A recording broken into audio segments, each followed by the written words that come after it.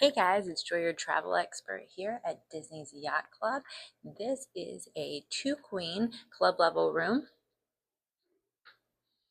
It sleeps 5, but even though it is a club level room, all the rooms look like this.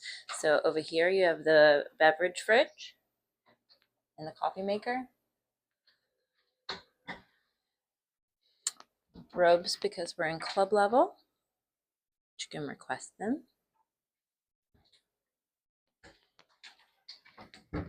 You have your safe and an ironing board.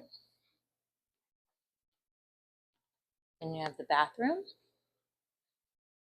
the vanity, and then the shower tub combo and a toilet, and that does close off that area if you need to shower while someone else is washing their hands.